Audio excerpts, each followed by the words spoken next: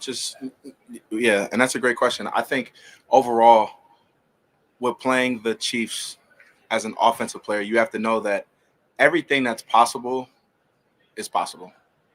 They can bring anything. They could bring literally anything, and they're very smart. They're very smart, and they craft their defensive scheme up so well, where you have to be at your best, honestly, because if you're lacking and your eyes are not in the right place when you're setting, or if you're doing a pass set, he can bring all type of different looks that could trick you.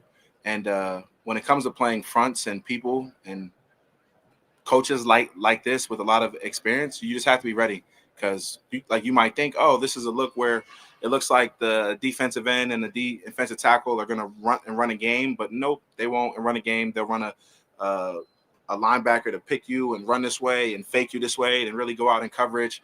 Uh, Overall, they're good at what they do consistently. That's why they're good, and that's why they win. They're good at what they do on a consistent basis. Dion, given the history um, over the years with Kansas City, do you look at this just as another game, another Sunday game where you're just trying to go 1-0? The perfect answer, yeah, I look at it like it's another game. But realistically, from having all the history that we've had, you go into these games just with that extra thought, like we've been sparring and battling with these guys for years and years and years. And just knowing that, but it doesn't change anything. Like, it doesn't change the overall anger, or it doesn't get you off of your pivot. Like, it just keeps you focused, extra focused, where it's like, all right, the Chiefs are here.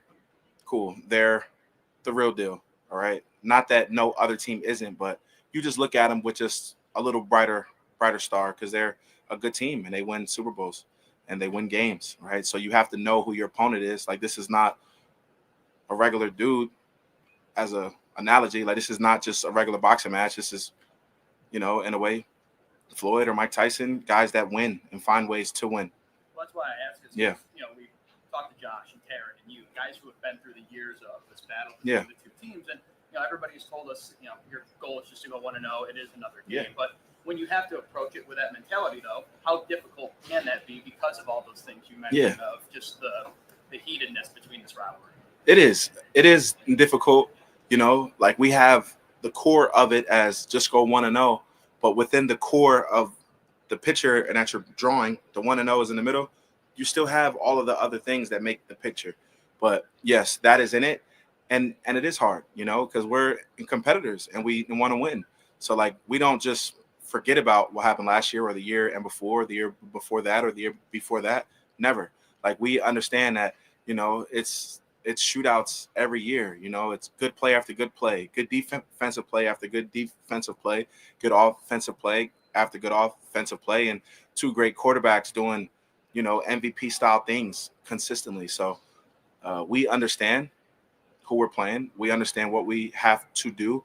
But within the process, I feel like you really just need to get lost in the process of what we do well here, and then get to the game, and we'll see the game when we and get there. But you can't fake it. Yeah, but you think about it, but realistically, try to be 1-0. So these two teams, it seems like it's always one play that makes this difference every time they play together. Yeah. You see that too? It's just kind of one play. Yeah. I call it more of a game of inches. A game of inches. Like, a lot of people see yards. A lot of people see the 5, the 10, the 15, the 20. It's game of inches. It'd be like this much. The margin of winning be like this much, man. Like, it's if you take this and you go to the sideline and you put that much on a sideline catch, he's either in or out. It could be this much more was all we needed for him to be in. This much more was all it took for them to be out, to win or lose.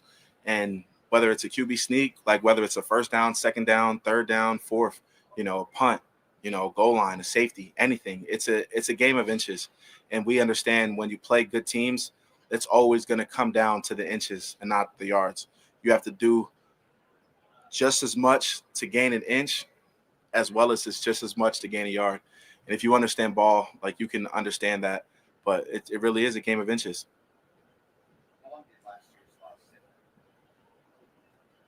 how long did last year's loss sit?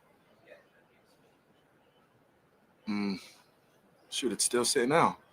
Like it goes away.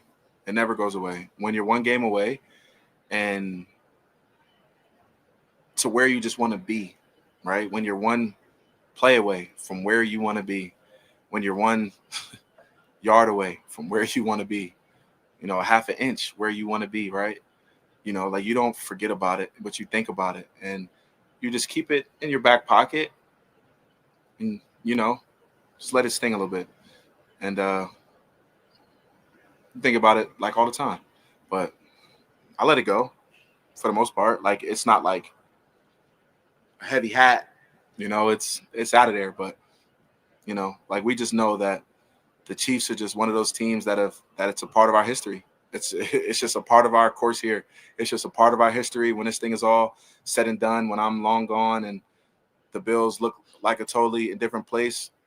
The games between us and the Chiefs will be talked about forever. And, our goal is to win. So we want the history books to say wins. Mm-hmm.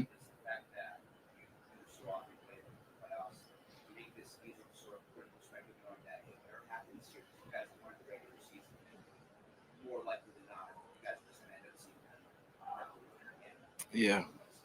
Yeah, we have like that thought for a lot of teams, for a lot of teams, like we can see them multiple times, right? Like we can see them multiple times in critical spots in the season.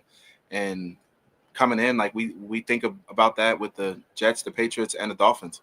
Like we have to see them multiple times. Like I think in 1 year we played the Patriots 3 times, right? It was like we played them 3 times.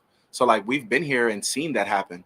So we know that, but at this football thing is different. Things happen. We could see guys not just 2 times in a season, not just once, sometimes even 3. And yes, we do think about that, but realistically, we have to focus on the current and not, how many weeks left? 7 or 8, 9. Focus on now.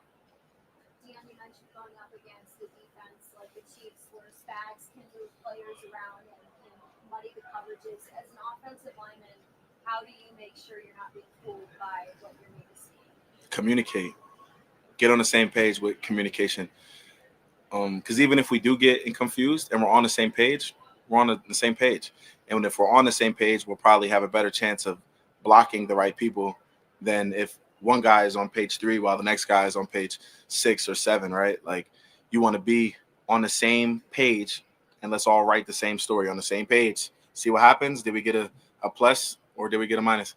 And just go with it. But I just let the communication flow and I just listen and just let everybody say what they're saying. And, me as the oldest guy on the line, not the oldest, but, the OG on the line, just let it flow and get on the same accord of our language, because our language is different. And, we'll say things and I know exactly what it means, but just listen to the communication and go with whatever it's called, and then play ball. Because realistically, we play people, right? Like we play people within calls. Like there's 11 people on our side, 11 people on their side. 11 on 11. Most likely, I have to make sure the guy that's over me is with me. Dave is married to him. Connor's married to him, and so forth, right? On the football field. And then next play, set hut, How have you guys kind of developed that language over the starts this line has had together? Is it like just kind of happened? Do you talk over like what the exact language is going to be, or have you kind of just learned it? Like how has that gone?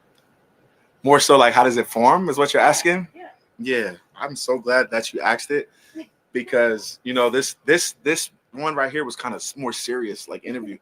And it's like, and it's like, like you a girl, you got your girls, right? Like y'all in the bar.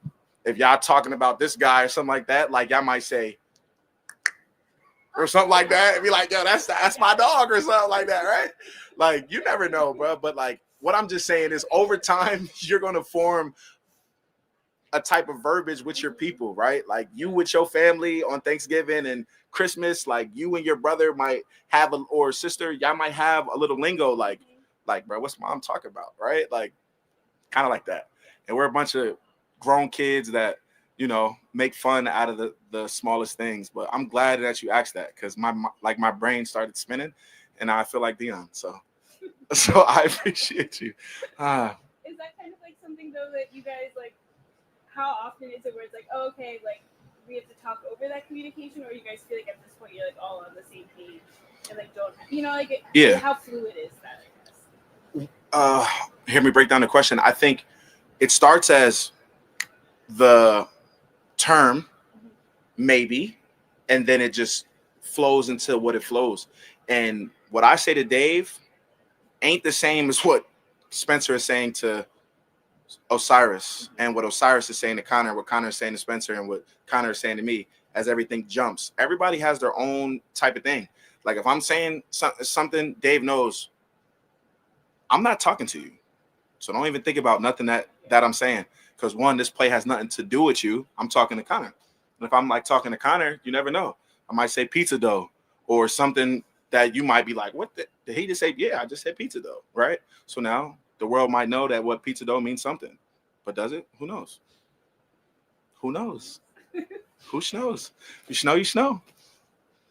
What makes Khalil Fakir such a fun teammate and a guy that is easy to root for? A fun teammate because he's small but strong, and he's himself. When we're on the football field and we see all the little things that he does, we don't know what be happening. We never know what happens. Like he'll catch the ball and all of a sudden, but like you'll see little feet, and then there'll be a big pile of people. Then all of a sudden, Khalil will be way up there scoring a touchdown. I think that's what makes it fun. Overall, he's not really a big talker. He's not really like I'm gonna come and we're gonna talk about this topic. No, he's just gonna be awkward and just Khalil and just be the guy. But I can talk about his on the field stuff because that's what we laugh at and talk about. It's just like, how does he do it? Like he just be here and all of a sudden he'd be there. And it's like, and a lot of big people grabbed you. Like, how did you get away from all the big people? Like, I don't know. It's pretty cool. It's pretty cool to have a teammate that understands that, you got to be small and big at the same time. Yeah. The Dawkins family for Halloween. Great question. I hate that I'm going to say this. Actually, I don't hate it, but we're K-pop demon hunters. Great movie. It is taking over the world. This K-pop, My Little Soda Pop, Yes. like that. Like I even posted it on my last picture on Instagram. Like it's like whatever. But yeah, little K-pop, with the hair and everything. My kids love it. Who knows? They keep us young. Keep us young. And isn't it like it's not Disney, right? Like what is it? Netflix movie. It's like Netflix. From Sony. Yeah, it's from Sony. Yeah. Yeah, like it's crazy. It's really good. No, it's incredibly good. Good bops. Yeah, good bops. Yeah. My Little Soda Pop. Yeah. Did you have a good time at the Blue Jays game? Yeah, Blue Jays is cool. It was an experience. I really enjoy going because hopefully people know that the majority of the people that are playing and that are on the team were with us on the Bisons. Like they were here and now they're there, so I enjoy supporting us, the family, right? And the fact that championships are so close and around us, like they're just around us. The Bandits, now Toronto, it's just in that era and just in that aura of the air. So, just trying to catch some air, slam dunk it down here in Orchard Park, just doing my part. Yeah. Thank you guys. Thanks, Dion. So it got really stuck in my head. Yeah, it's addictive. They had wigs on the other day. Oh, you should watch.